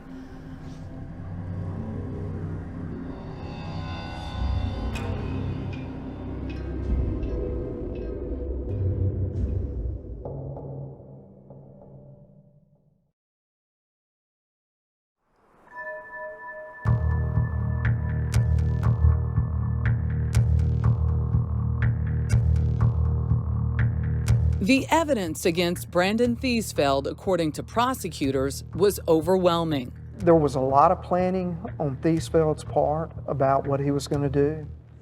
I'm not saying it was smart the way he did it, but pretty good indication that he was looking for a remote location so her body would not be discovered. No doubt in your mind that this was premeditated. No doubt. No doubt. Heat of passion. No. No, it was cold and calculated. This was calculated over a very extended period of time. Which is why it was capital murder. In Mississippi, a capital murder charge means another felony crime was involved. And in this case, prosecutors say that crime was kidnapping. They believe Thiesfeld lured Ally into his truck. under the guise of working the relationship out when he had a .40 caliber pistol and had planned her murder all along. Thiesfeld's attorney says that theory might be tough to prove at trial. They were going to have to show that we kidnapped Ally. She voluntarily gets in the truck. They're going to try to say that we tricked her. That's a very, very big stretch. With Thiesfeld facing a possible death sentence and prosecutors knowing a capital murder trial could be grueling, emotional, and risky for everyone involved, they presented the defense with an offer. If you get a plea offer other than death, then guess what? You've got a scenario where a plea to a lesser charge of first-degree murder is certainly more attractive. And that's exactly what happened. On August 27, 2021, All right, you can too close, Bart. Brandon Thiesfeld, dressed in an orange jumpsuit, pleaded guilty to first-degree murder. Ally's family and friends were there wearing her favorite color, pink. The judge sentenced Brandon to life in prison. Reporter Jake Thompson was in the courtroom. We never saw emotion from him until the plea hearing, where he spoke or read a little bit. He broke down in tears. That was the first time he showed emotion. Thiesfeld's audio was muffled when he faced the judge and addressed the court. He said in part, quote, "There is no excuse for my actions. I have asked God for forgiveness, and I hope one day that you will find it in your hearts to forgive me." Brandon Thiesfeld stood up and accepted responsibility in open court, and the realization of the consequences of his actions are very real and sobering. There is no parole for murder in Mississippi. So let me tell you, that is a terrible penalty. Why did he say he killed her? There is no justification for his conduct, and I believe no good explanation for what he did. Does he say why, though? No, I'm just telling you Okay. to the best of, I mean, there is no good answer. I think what has been explained is he's impaired on alcohol, he's drunk, he's impaired on cocaine. We certainly know what that does to someone's mind. You know, was he justified? Absolutely not. Were they arguing? Not to my knowledge. Did the allegation of pregnancy going on and on and on contribute to that? Certainly could have. He shared with us that he didn't know, but he didn't believe that she were pregnant. But he said he didn't believe she was doubted that she was pregnant. He doubted that she was pregnant. He doubted that she was pregnant. Prosecutors say the home pregnancy test results were inconclusive. Ally's autopsy report, however, was definitive. We know medically she was not pregnant. Could Ally have been pregnant in the months leading up to her death? According to a text message she sent Thiesfeld in early July, Ally says she had been bleeding and believed something was wrong. There was some evidence that would have, that could indicate she had a miscarriage. Do you believe she was pregnant? I do. At some point, I do. To your knowledge, was she pregnant? We just don't know. She could have been, but also the results were inconclusive, so we really just aren't sure. Prosecutors believe what happened between Ally Kostial and Brandon Thiesfeld is a cautionary tale. You know, I can't imagine how there could be any way possible that Ally could have known that Brandon Thiesfeld was capable of doing what he did to her. If she had any idea that this is what this person was capable of, she would never have gotten in that truck. I think love can blind us to certain things that other people can see that we can't. Brandon Thiesfeld's family chose not to participate in our broadcast. His mother asked his attorney to share these words. When I heard Brandon was being spoken to by the police, I still had no single thought that it could be him. Now, after 2 years and knowing more of the details of their relationship, I'm heartbroken for every person this impacts and crushed that our son did not share with us any of the turmoil he was trying to manage. I encourage every parent to regularly sit down with their children, teenagers, young adults, and discuss with them that there will never be anything too big, too complicated, too out of control that they cannot tell you about. We will always pray for the family and friends of Ally Kostial. Cindy and Keith are holding on to their memories. How are you doing? It's the quietest moments that are the most haunting. She was my life, my everything. For her friends, Ally's love for sunsets still shines through. Ally, what are you doing? Taking a picture for Sunsets by Ally. Follow it. So every time we see a sunset or a pink sunset, we're like, that's Ally. And we just try to live for her and bring her light into the world.